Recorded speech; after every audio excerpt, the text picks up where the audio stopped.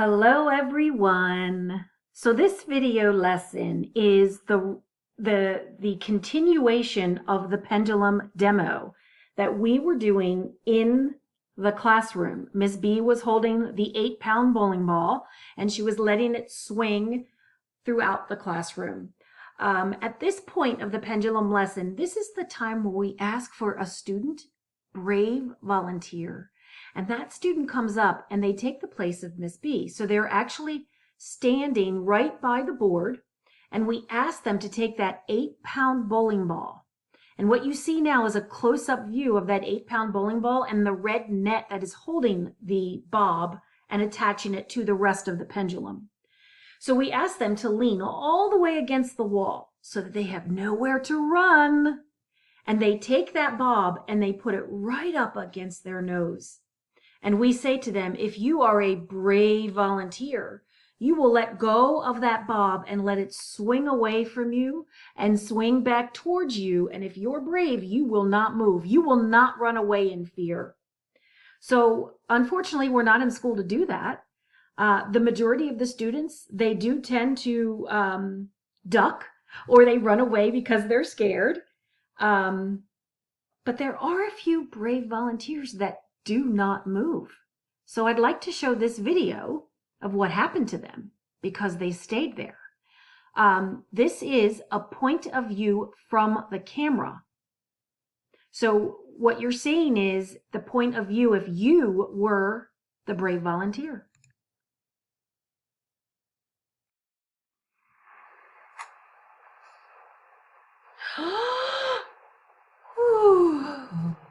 So you see, this is trial 2. We're going to do it 3 times. As you can see, the person never would have been smacked in the face. They would have been safe all along.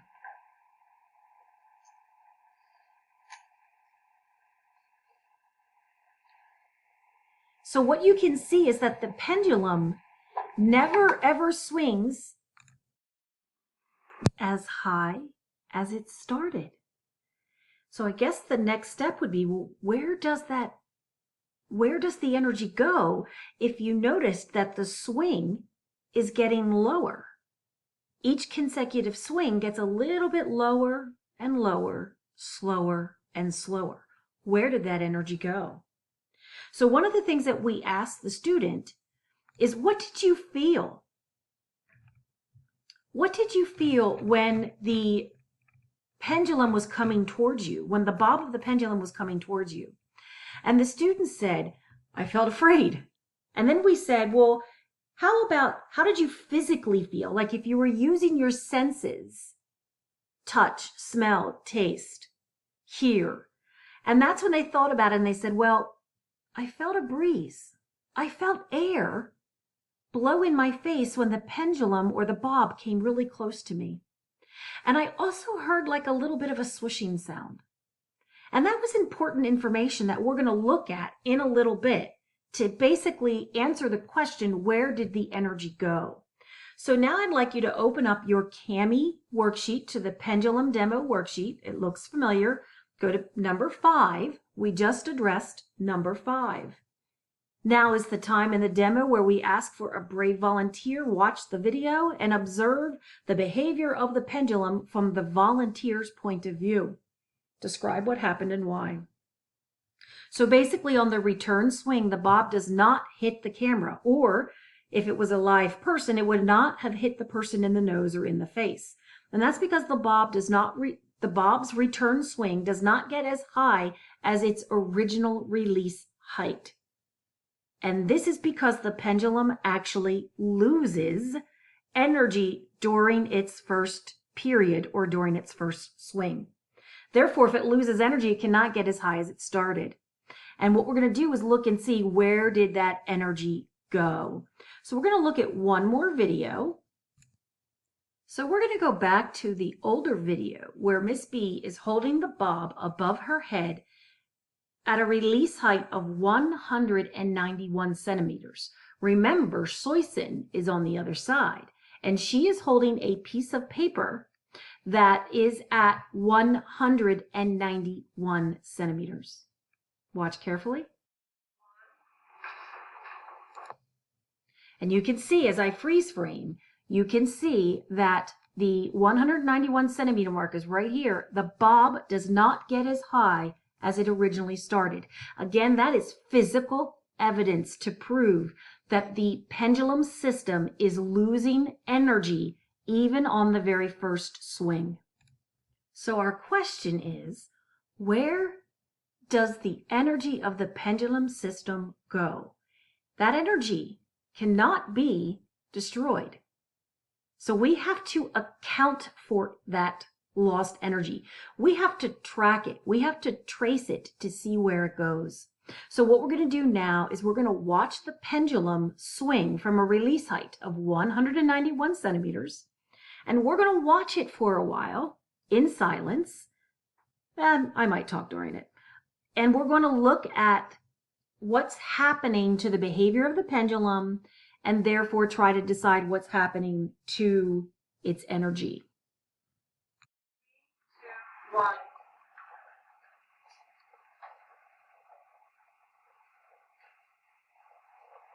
So remember in class, we clapped at maximum GPE and snapped at minimum GPE, or we clapped at maximum GPE and we snapped at maximum KE. So here we are, we would clap, snap, clap, snap, clap, snap, clap, snap, clap, snap. So remember what we're doing is we already talked about when the bob is at the highest point of a swing, GPE is maximum or 100%, and KE is minimum or 0%. But then when we let the bob swing downwards, right before the bottom of the swing, so right about here, at that point, that is where the pendulum has maximum speed. So that is where we would snap our fingers to say the bob is expressing 100% or maximum KE, because that's where the ball has maximum speed. GPE, KE, GPE, KE, GPE, KE.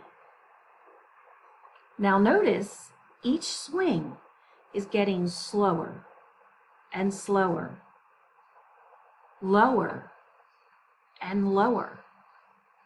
Eventually, the bob will stop swinging because it lost all of its energy. All right, we can pause the video here. And we want to ask, where did that energy go? Because it was not destroyed. It is still existent. It's still here on Earth in this science classroom. We just have to account for where it went. So this diagram is going to help us figure out where the energy of the pendulum went. So this black line can represent the ceiling, specifically the metal poles in the ceiling. This circle is the carabiner, and the carabiner and the metal rod in the ceiling together make up the fulcrum. And then the green string is the tension support. It starts here at, this is the original starting height, which goes across, and you'll notice as soon as we let it go, it swings down. Here would be at maximum speed or maximum KE, and then it swings upward. Notice how it does not get as high as it started. So we know that the energy is leaving the system even on the first swing. It'll get to its highest point possible, and then it'll swing back down, swing up, swing back down and up, swing down and up, swing down and up. Notice how I make each period smaller and smaller until eventually the pendulum is going to stop swinging and it will come to rest. The pendulum in our classroom started with over 7,000 joules of energy. That's a lot. And it takes about 20 minutes or so for the pendulum in the classroom to stop swinging overall and come completely to rest. So the pendulum really does have a lot of energy, and it takes a while for that energy to leave. So where does it go? Remember about that brave volunteer? We asked the volunteer, what do you feel? And they said, well, I feel wind. I feel a breeze near my face. So that is evidence to prove that some of the bob's kinetic energy, as it's swinging back and forth, is transferring into the air. And it's causing the air to move more than it normally does. And therefore, it's the breeze that you feel. So some of the energy transfers into the air. The other thing is that you should notice that when Miss B lets go of the bob, the string immediately goes boing. It actually gets tense and straight. So that proves that some of the bob's kinetic energy transfers up into the string. The carabiner also does not just hang there straight. The carabiner also swishes back and forth. So the carabiner itself is swaying back and forth. And therefore, the carabiner is accepting some of the bob's kinetic energy. So the energy of the swinging bob will transfer out of the pendulum system and go into the air. It will transfer out of the swinging bob and go up the string. It will transfer out of the string and go into the fulcrum. Specifically, it'll go into the carabiner first, and then it's going to go into the metal rod in the ceiling.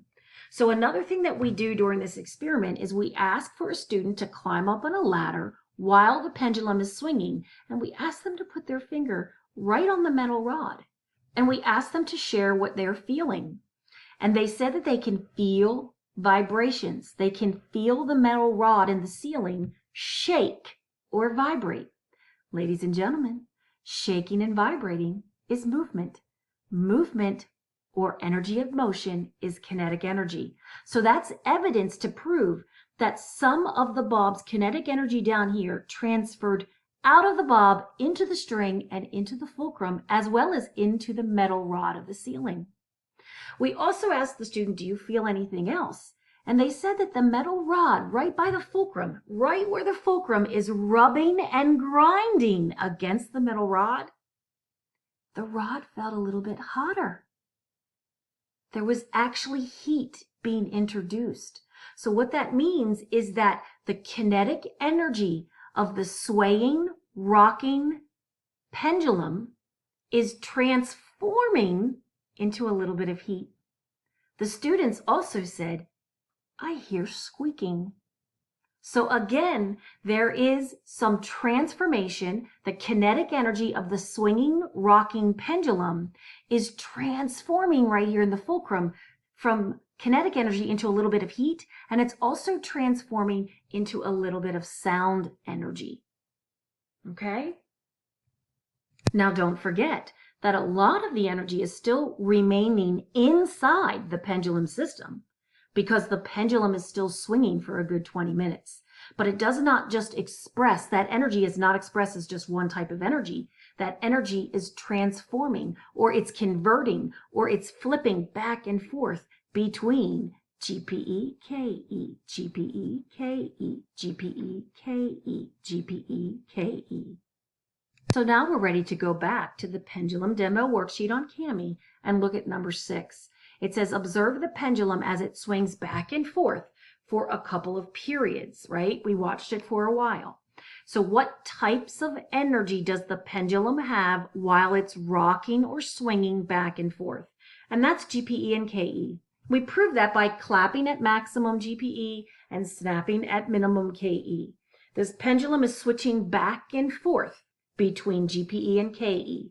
Remember that by the time you are done this video lesson, you should have all of these answers written and typed into your Kami copy of this Pendulum Demo worksheet.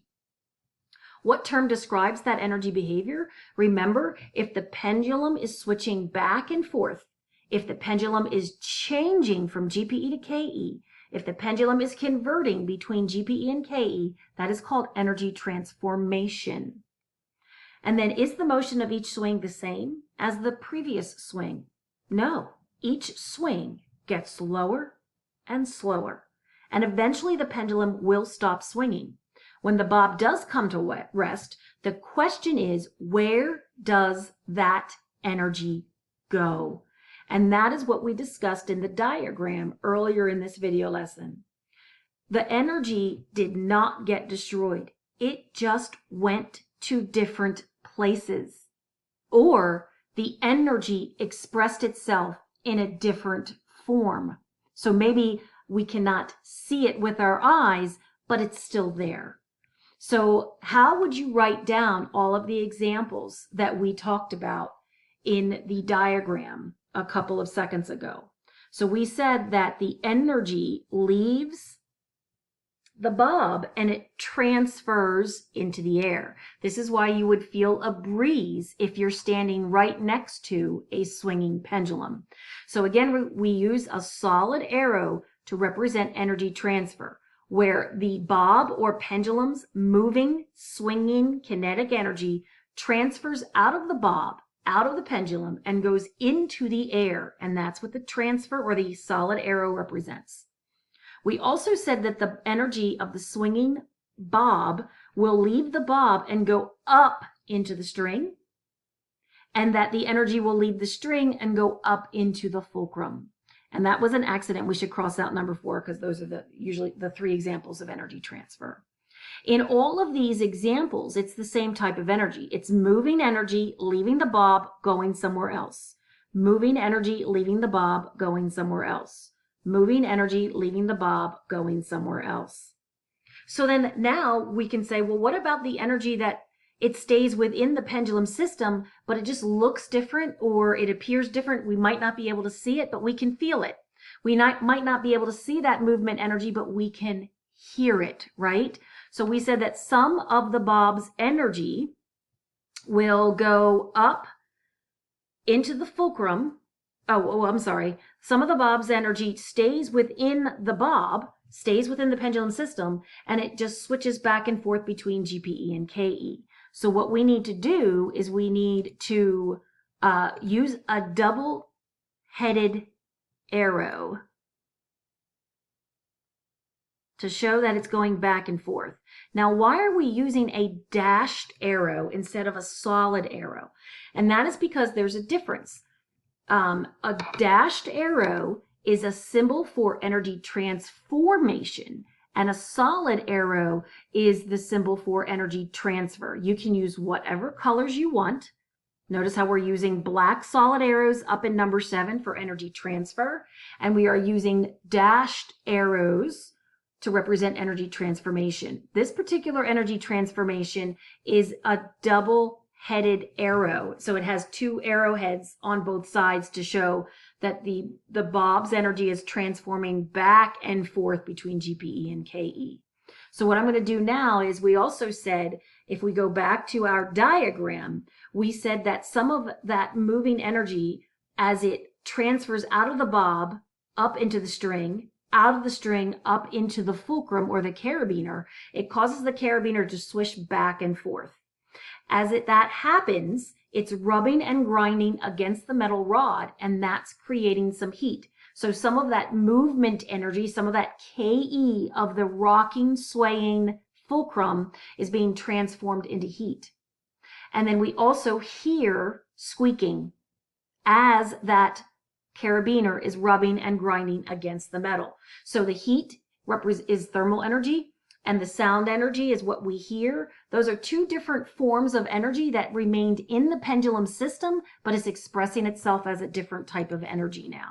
So let's go ahead and go to text box, and we're going to state, I'm going to stretch out my text box, and we're going to talk about how the kinetic energy of the fulcrum transforms. It stays in the fulcrum, because remember, the fulcrum is the carabiner and the metal rod of the ceiling combined. So the energy stays in the same place, but it expresses itself as a new form of energy. So what I'm going to do is hit the space bar a couple of times to make a space in between. And I'm going to say that the energy stays within the fulcrum, but it expresses itself as thermal energy or heat. Because remember, we said that the person felt the metal rod in the ceiling and it felt warmer. Then we're going to go to shapes, and we're going to insert a dashed arrow between the 2 terms, and it's just a one-sided arrow at this point. So the energy stays in the fulcrum, but it transforms or converts from kinetic energy into heat. And remember, the person said that when they were up on the ladder, they could also hear the squeaking of the fulcrum as it was squeaking against the metal rod of the ceiling. So what we're going to do there is we're going to talk about, oops, we have to go back to text box. I'm going to go ahead and copy this whole thing. I'm going to go back to text box, enter another text box, and we're going to state, move the text box up, paste, and then we're going to insert, it's no longer heat energy, it's sound energy. And then we're going to insert the shape that I inserted was an arrow, but it's a dashed arrow to represent energy transformation. So the energy stays in the same place, in the fulcrum of the pendulum system, but it just converts from kinetic energy to sound energy. And the last thing we want you to copy is what these different abbreviations mean. We already know energy is a capital E. Sound energy is SE. We already know kinetic and gravitational. TE represents thermal energy, or it can represent total mechanical energy. We're going to get to that in our next class. Please add ME, so add a text box here. Mechanical energy, as a reminder, stands for mechanical energy. And don't forget to write the formula for mechanical energy. ME equals KE plus PE. A dashed arrow represents a transformation of energy. A solid arrow is transfer of energy. And then LE, we did up earlier, and I think it was number 3. That stands for light energy. And don't forget that potential energy is a capital P, capital E. So you'll have to add another text box here to add those abbreviations. Okay, we hope that you found this information helpful.